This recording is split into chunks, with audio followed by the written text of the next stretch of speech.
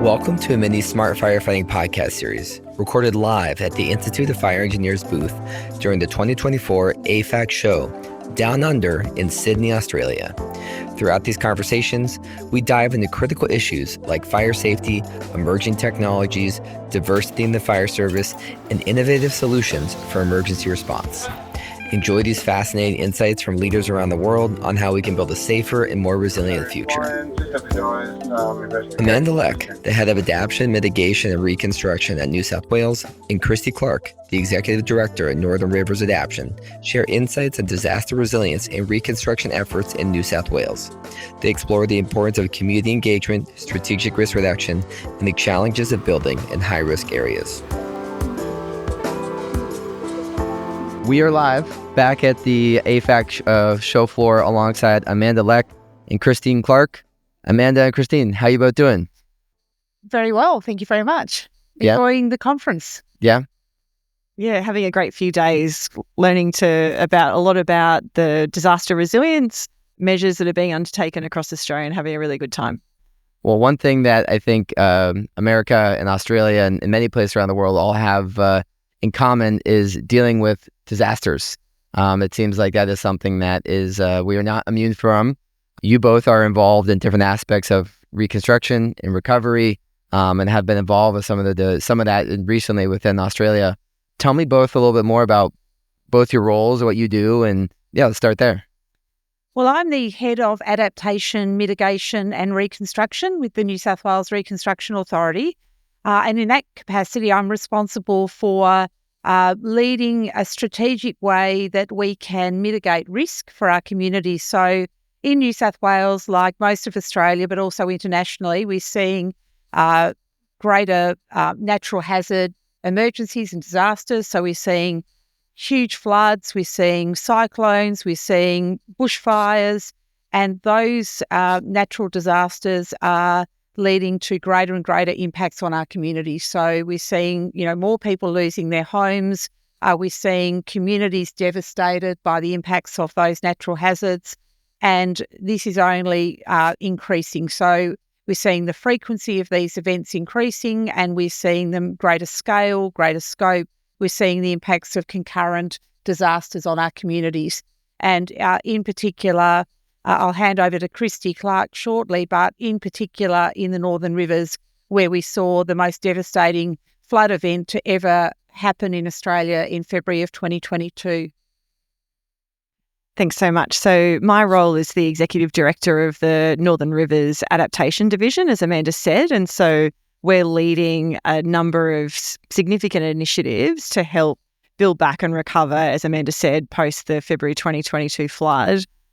So there's a number of the significant investment in the region, almost $7 billion, which is related to the reconstruction, but we're also have a targeted program, the largest in Australia, to a relocation program. So removing people from high-risk areas in floodplains across the Northern Rivers and moving them to flood-free land. And excuse me for my bad handwriting. I called you Kristie. It's Kristie. That's okay. So I apologize.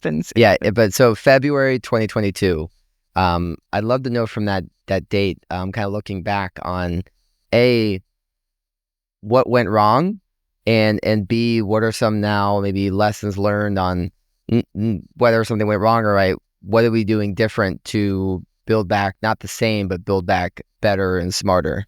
Yeah, look, I think there's a whole range of lessons that have been learned. I think in particular, a challenge that we're continuing to manage as an organisation is our communications, both across government and out to the community, so that they're aware of the work that's underway, they understand the impacts of them and to their community directly, but also at a personal level. So I think ongoing communications has definitely been a lesson that we have learned and continue to learn from. I think keeping community at the centre of the work that we're doing, and it really having them engaged often and as early through the recovery and reconstruction process as possible, that we're working in partnership at a local level, not just with communities, but with councils, across government agencies and other partners to deliver the scale of work that we have underway.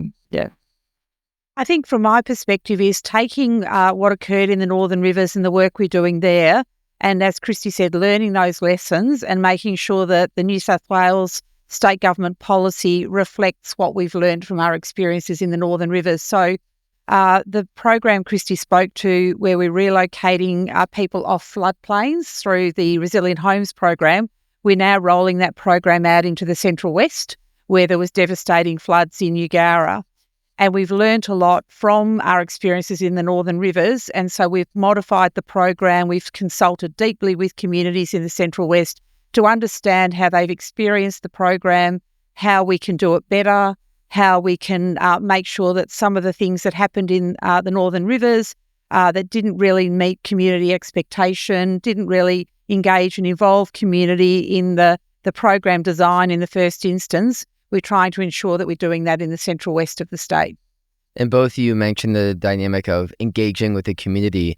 Explain that deeper. What does that mean to actually engage with the community? Is that going door to door and knocking and having conversations and having a cup of tea and talking about what went wrong? How do we improve this? What is that like? Look, all of those things, and certainly Kristie will speak to her cup of tea at the kitchen table with many Northern Rivers residents. But my background is in community development and community engagement around disaster preparedness and disaster management. We know that communities are critical stakeholders, so we need to learn from communities about what works for them. We need to understand where they're at in terms of their understanding of hazard and risk, actions they can take at a local level. So there's lots that homeowners and householders can do at a local level to enhance the preparedness of their families, school communities and the like. And so we need to build that into how we actually operate so that it's not just a nice to do or an add-on, but it's core to everything we do. So that could be at that household level. It can be at the community scale where we engage with community groups that are active in managing their own recovery. It can be the work we do with local councils, which are the elected leadership in the region.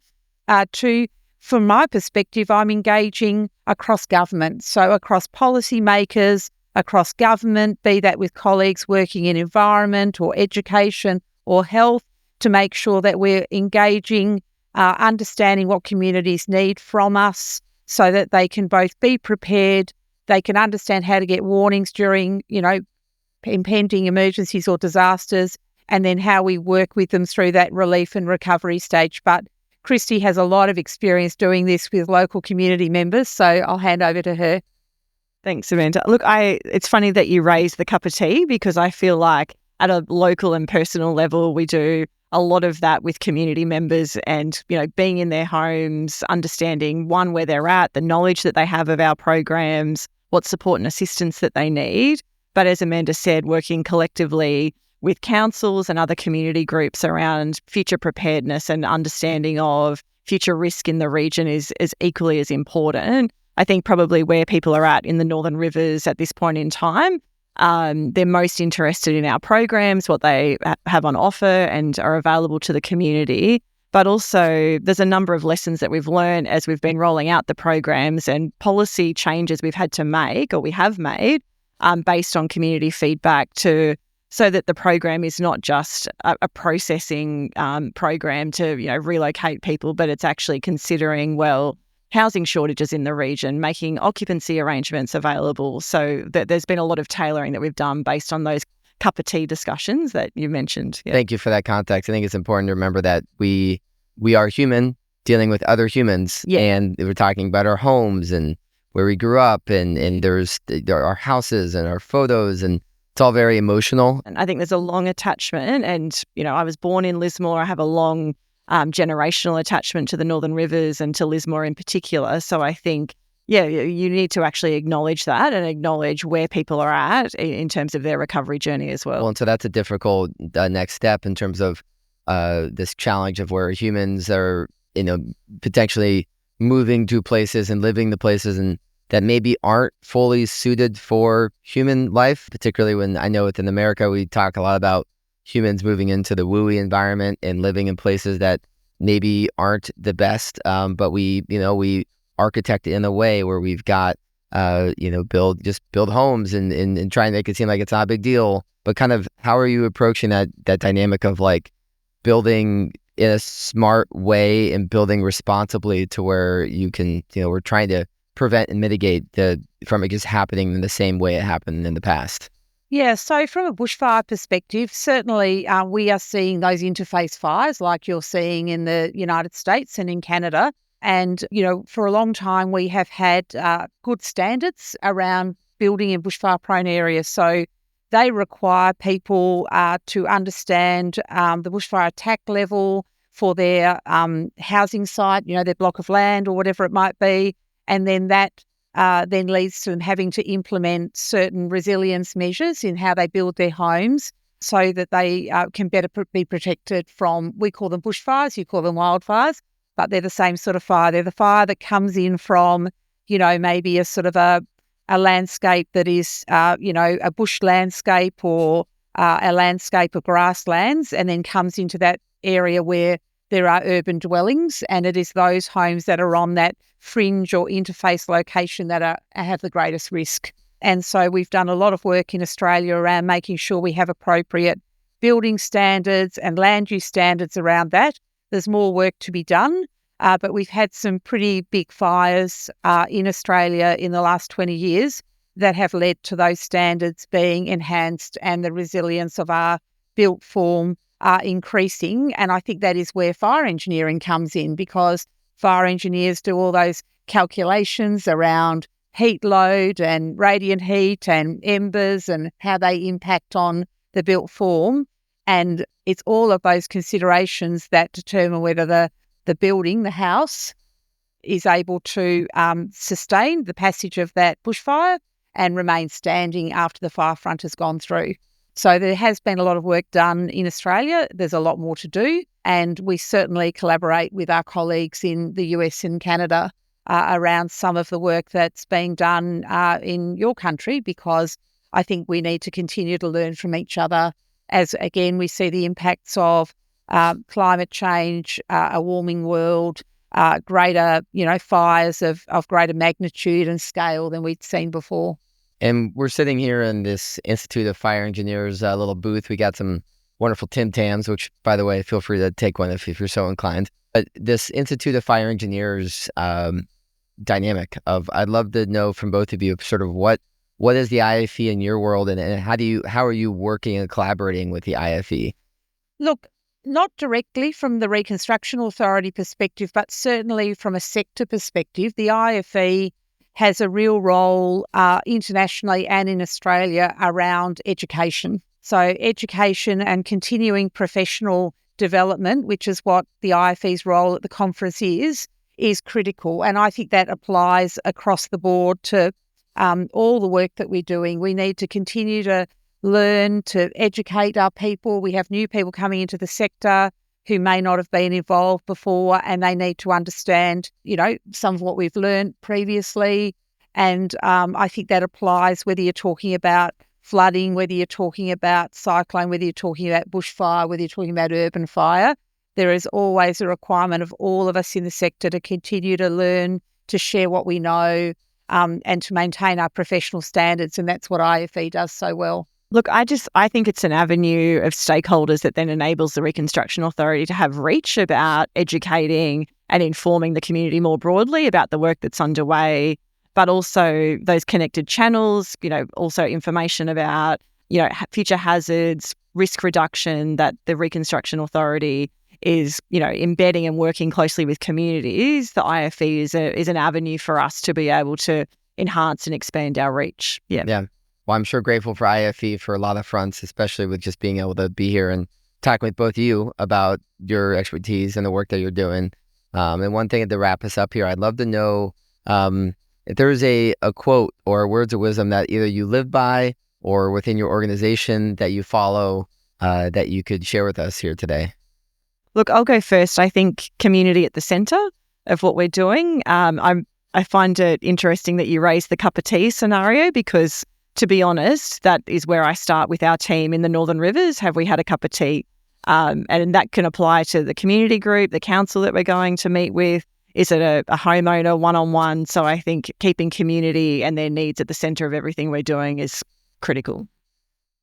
Something I like to think about is leadership at every level. I think sometimes people look to leaders to have all the answers, and we know that that's not true. So we know that, a person in a community who might be the footy coach or the netball coach is a leader in their community. The school teacher is a leader within that school community. Obviously, we have elected leadership. And I just think that we all have a leadership role to play in really being able to understand the challenges that we face as a nation, as a global community around disaster risk reduction, and how we're going to get there, because we know that we want communities to be safe and thriving into the future. And so we have to work hard and together to mitigate. But it's not the leaders, the traditional leaders, that are responsible for that. It is all of us showing leadership in everything that we do. So leadership at every level. Well said. Well, I would love nothing more than to continue to have a cup of tea and some Tim Tams with both of you in the future. I really appreciate what you're doing for the Australian and the World Fire Service, and keep up the great work. Thanks very much. Thanks for having us. Really appreciate it. Thank you. Thanks for listening to this episode recorded alongside the Institute of Fire Engineers during the AFAC show. If you found value in the conversation or learned something new, we'd love to hear from you. Reach out, share your thoughts, and let's keep the discussion going on how we can shape the future of smart firefighting.